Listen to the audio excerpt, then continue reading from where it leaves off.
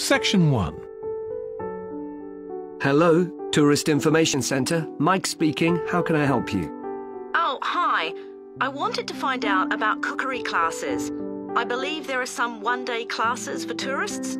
Well, they're open to everyone, but tourists are always welcome. OK, let me give you some details of what's available.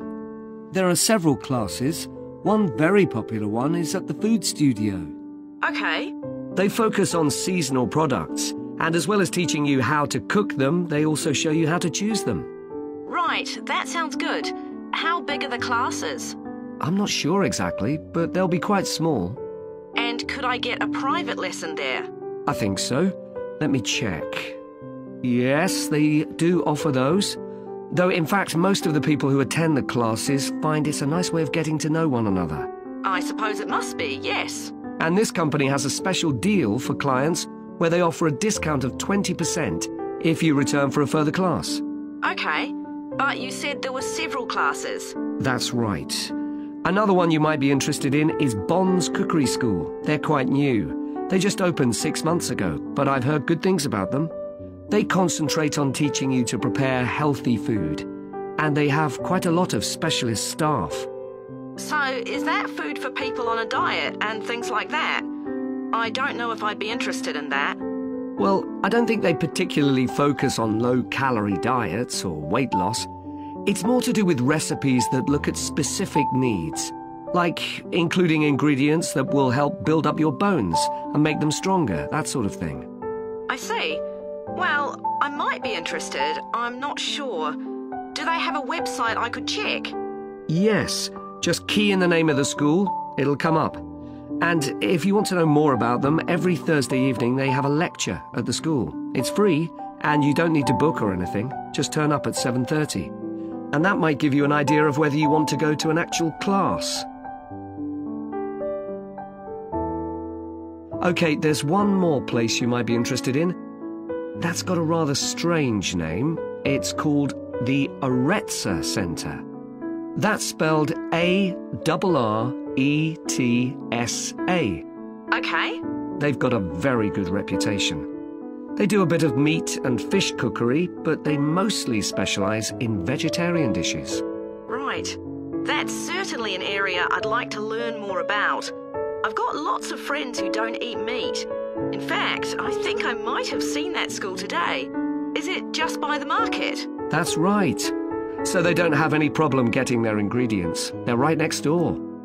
And they also offer a special 2-hour course in how to use a knife. They cover all the different skills, buying them, sharpening, chopping techniques. It gets booked up quickly though, so you'd need to check it was available. Right, well, thank you very much. I'll go and check that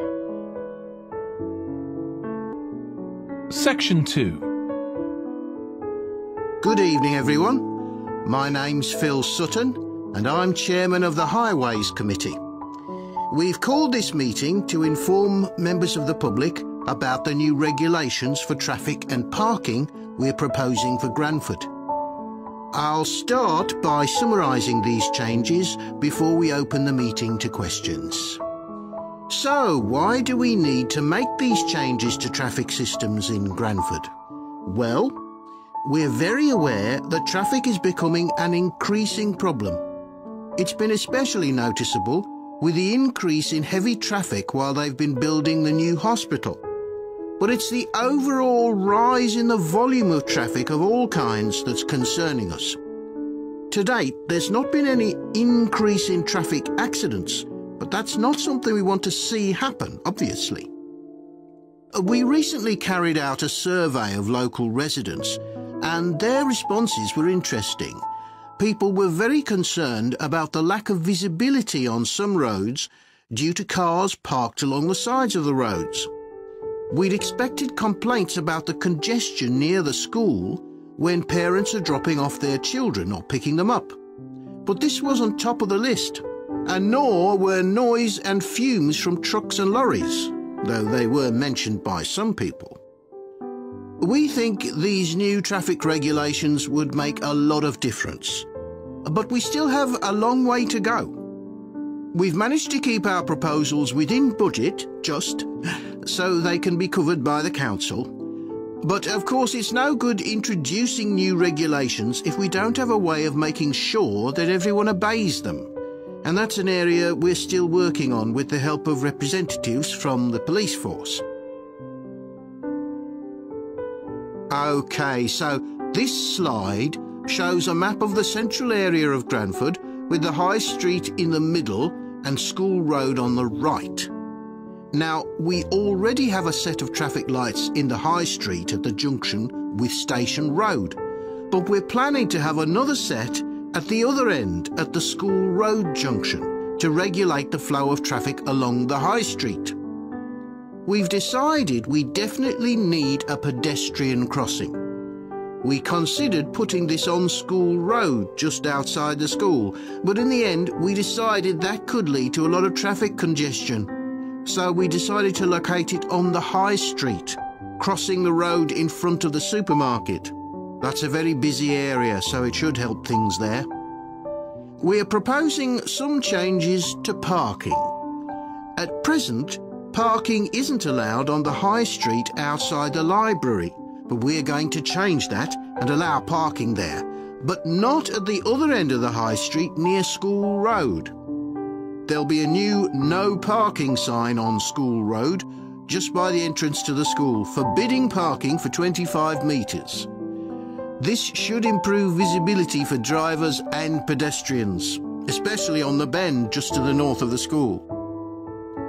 As far as disabled drivers are concerned, at present they have parking outside the supermarket, but lorries also use those spaces, so we've got 2 new disabled parking spaces on the side road up towards the bank. It's not ideal, but probably better than the present arrangement. We also plan to widen the pavement on School Road. We think we can manage to get an extra ½ metre on the bend just before you get to the school, on the same side of the road. Finally, we've introduced new restrictions on loading and unloading for the supermarket, so lorries will only be allowed to stop there before 8 AM. That's the supermarket on School Road. We kept to the existing arrangements with the High Street supermarket. Section 3. We've got to choose a topic for our experiment, haven't we, Jack? Were you thinking of something to do with seeds? That's right. I thought we could look at seed germination, how a seed begins to grow. OK. Any particular reason? I know you're hoping to work in plant science eventually. Yeah, but practically everything we do is going to feed into that. No, there's an optional module on seed structure and function in the 3rd year that I might do. So I thought it might be useful for that. If I choose that option, I don't have to do a dissertation module. Good idea. Well, I thought for this experiment, we could look at the relationship between seed size and the way the seeds are planted. So we could plant different sized seeds in different ways and see which grow best. OK. We'd need to allow time for the seeds to come up. That should be fine if we start now. A lot of the other possible experiments need quite a bit longer.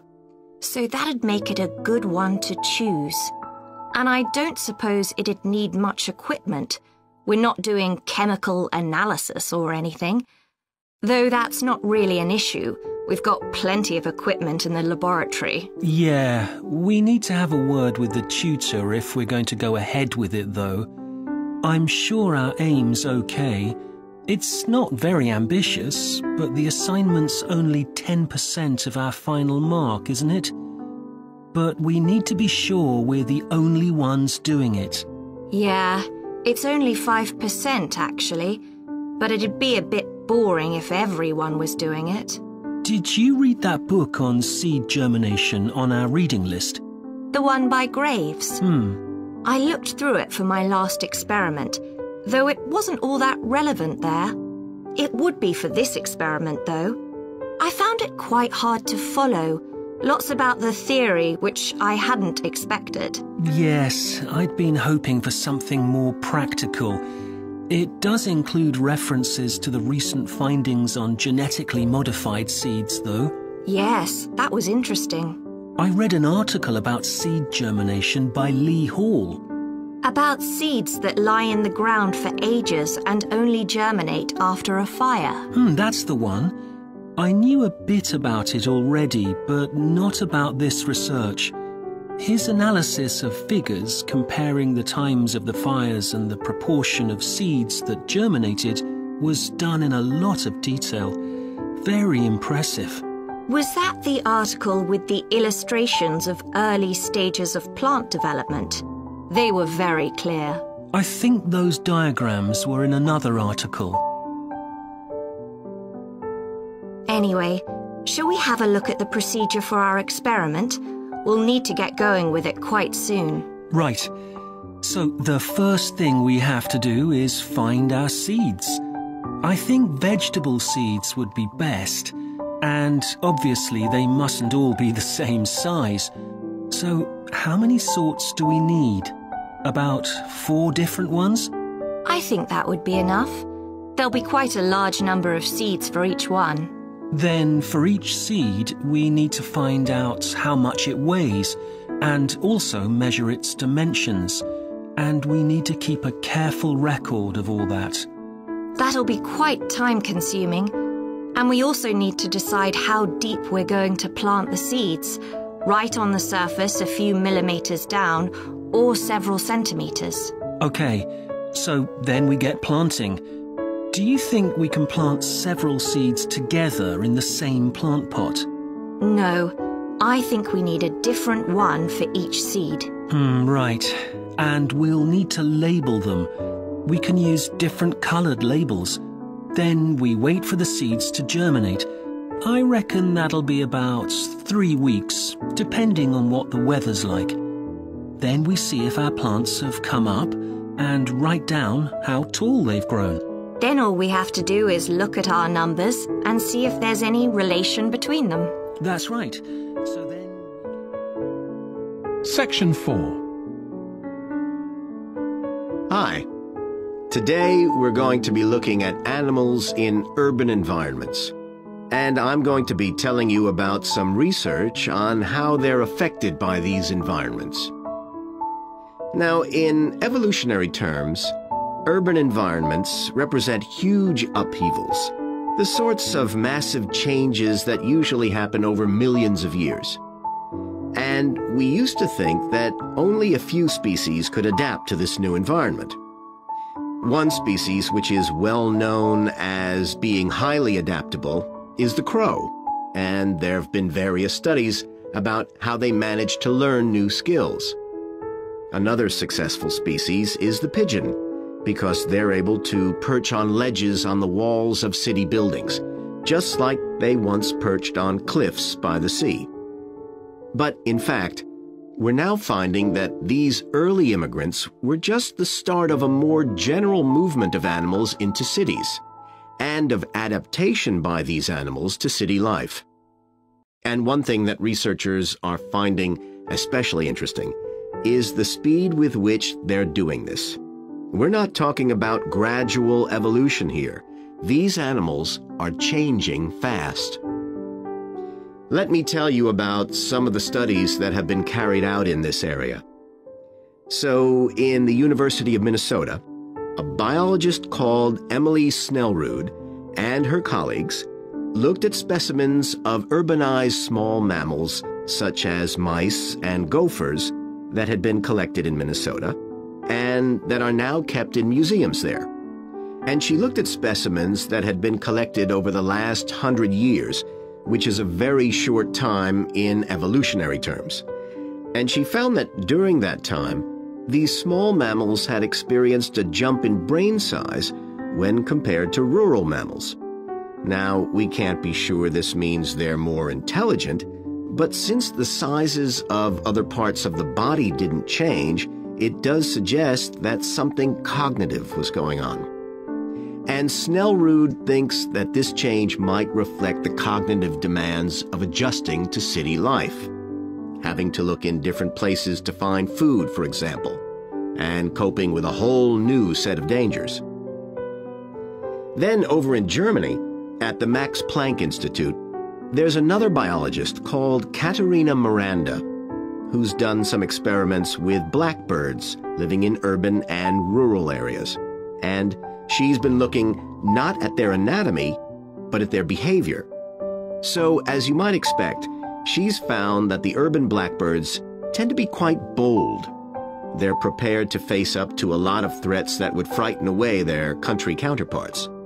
But there's one type of situation that does seem to frighten the urban blackbirds, and that's anything new, anything they haven't experienced before. And if you think about it, that's quite sensible for a bird living in the city. Jonathan Atwell, in Indiana University, is looking at how a range of animals respond to urban environments. He's found that when they're under stress, their endocrine systems react by reducing the amount of hormones such as corticosterone into their blood. It's a sensible-seeming adaptation. A rat that gets scared every time a subway train rolls past won't be very successful. There's just one more study I'd like to mention, which is by Sarah Parton and her team. And they've been looking at how squirrels communicate in an urban environment. And they've found that a routine part of their communication is carried out by waving their tails. You do also see this in the country, but it's much more prevalent in cities, possibly because it's effective in a noisy environment. So, what are the long-term implications of this? One possibility is that we may see completely new species developing in cities. But on the other hand, it's possible that not all of these adaptations will be permanent. Once the animals got accustomed to its new environment, it may no longer need the features it's developed. So now we've had a look at adaptation.